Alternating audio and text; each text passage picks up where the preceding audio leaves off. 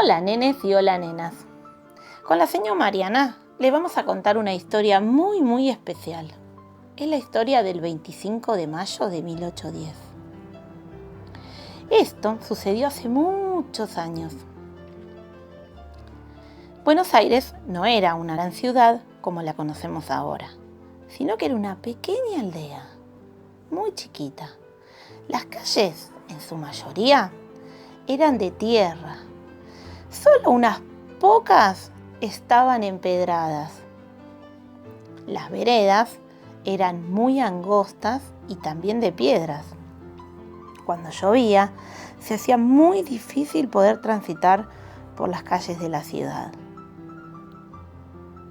No había edificios ni casas de mucha altura, como las vemos hoy. Las casas antes, en esos años, eran bajas. Estas casas estaban hechas con cemento, con piedras, se pintaban con cal, muchas tenían rejas, muchas macetas con flores afuera en la vereda, pero solo estas casas que estaban cerca de la plaza. En las afueras, un poquito más lejos de la plaza, las casas eran muy precarias. Muchas eran de madera, muchas eran ranchos, que son casas hechas con pajas, con barro. Los vendedores ambulantes se llamaban así porque recorrían la ciudad ofreciendo sus productos: velas, agua, leche, tortas. Además de ir y venir por las calles angostas de tierra, luego se detenían en la plaza y vendían sus productos al aire libre. Alrededor de la plaza también había comercios, negocios, tiendas, panadería y almacenes. Y en las afueras de la ciudad se encontraban las pulperías de campo, donde la gente se acercaba también a comprar sus provisiones. El panadero vendía los panes casa por casa y también en las panaderías. En 1810 había 40 panaderías.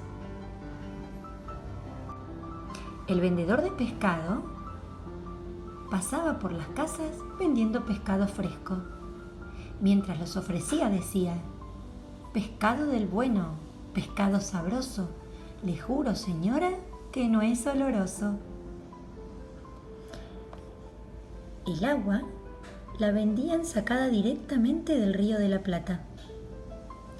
Para transportarla utilizaban un gran tonel subido a un carro, tirado por bueyes o caballos. Algunas familias tenían en sus casas un aljibe que les permitía tomar agua fresca en cualquier momento del día. Pero muy pocas familias tenían un aljibe porque la construcción era muy costosa. También estaba la mazamorrera. La mazamorra es un postre típico, elaborado a base de maíz, leche y azúcar. Mientras caminaba, la mazamorrera iba cantando y la leche se sacudía. Parece que esto le daba un sabor riquísimo a este postre. Las lavanderas también recorrían las calles que iban hasta la playa, llevando ropa, jabón y tabla para refregar, y en la mano una pava para calentar agua para el mate.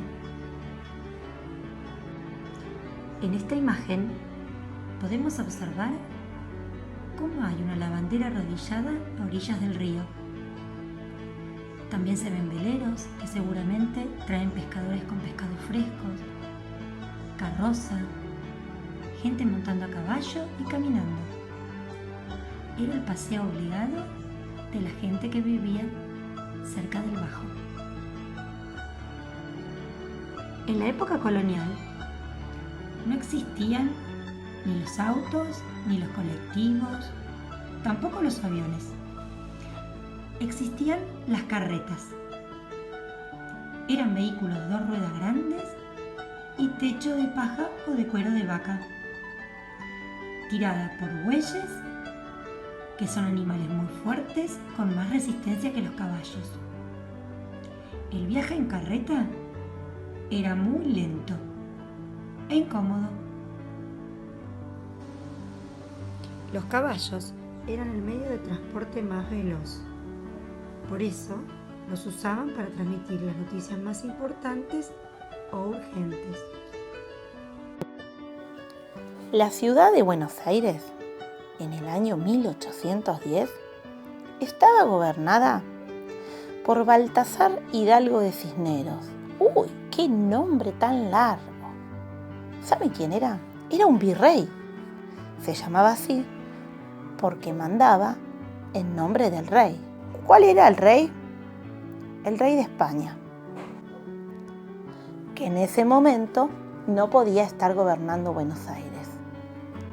Entonces el virrey Cisneros era el que mandaba en el país. España era un país que quedaba muy lejos, allá en el otro lado del océano. Pero hace algunos años atrás había conquistado nuestro país. Entre los pobladores de Buenos Aires había criollos y españoles.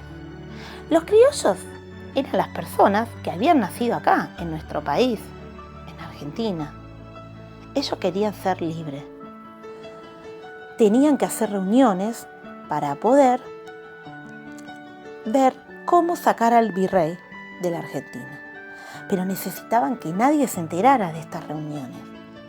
Entonces, ¿qué hacían? Las organizaban en las casas, en sus casas o en algunas tertulias, para que nadie pueda escucharlos ni los pueda espiar. Los criollos se encontraban a tocar la guitarra, compartir un mate, una bebida, y no perdían la oportunidad de hablar del tema de un gobierno propio.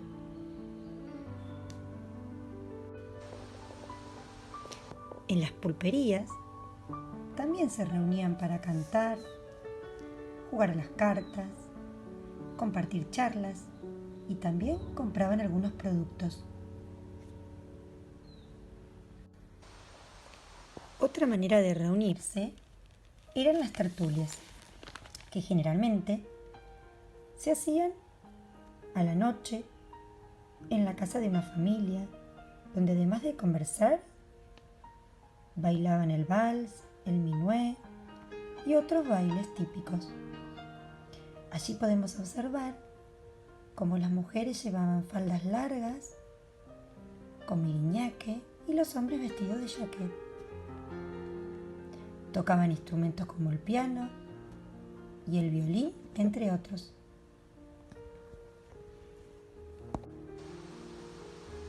En esta tertulia, en la casa de Mariquita Sánchez de Thompson, se cantó el himno nacional argentino por primera vez. Acá podemos observar claramente el piano, el arpa y cómo estaban iluminados por los candelabros con velas. También podemos observar la vestimenta de las personas.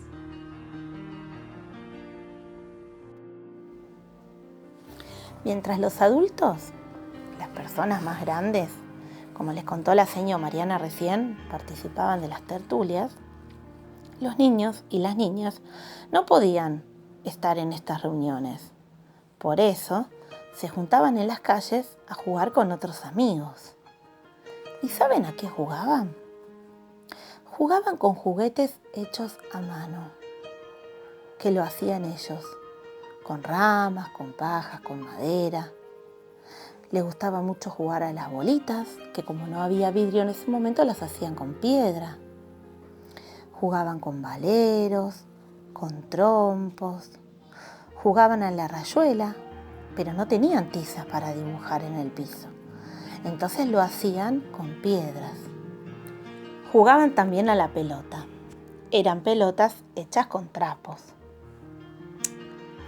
Otro de los juegos que también hacían y les encantaba eran rondas infantiles, donde todos juntos bailaban y disfrutaban de una canción. También jugaban al gallito ciego. Les encantaba jugar a esto. Ellos en ese momento la llamaban la gallinita ciega, donde uno se tapaba los ojos y tenía que tratar de encontrar y de tocar a uno de sus amigos y saber quién era. Hombres muy importantes de la ciudad pidieron al virrey una reunión. Ya basta. Querían terminar de hablar el tema del gobierno propio. Entonces el virrey les concedió una reunión en el Cabildo. Esta fue una reunión muy grande, donde había muchas personas importantes. Y el Cabildo era la casa donde se discutían los temas importantes. Esta reunión fue la más importante que se hizo allí el 22 de mayo. Pero a pesar de que los criollos querían que el virrey se fuera y renunciara, él no se quería ir.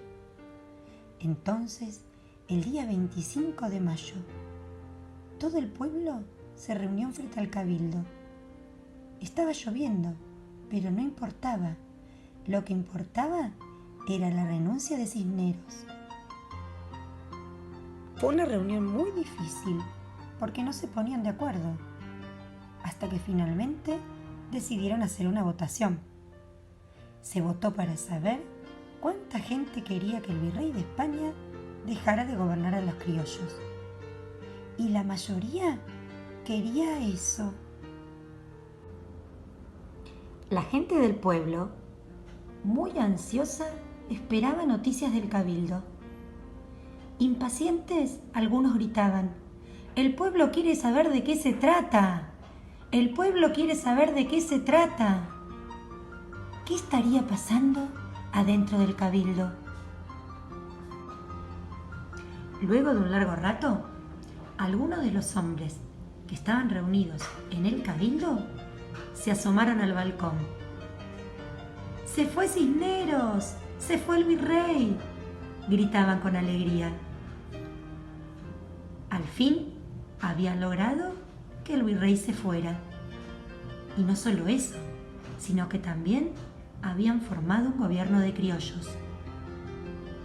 Desde entonces, los criollos gobernarían a los criollos. La gente saltó de alegría y comenzó a festejar, porque realmente esto era una felicidad. Y así llegamos al fin de nuestra historia del 25 de mayo de 1810. Espero que les haya gustado lo que les contamos con la seño Pau y yo, la seño Mariana. Pero ¿saben una cosa? Esta historia no termina acá. Al contrario, recién empieza para llegar hasta el 9 de julio, donde vamos a festejar nuestra gran independencia. Pero eso se los vamos a contar en otro videíto.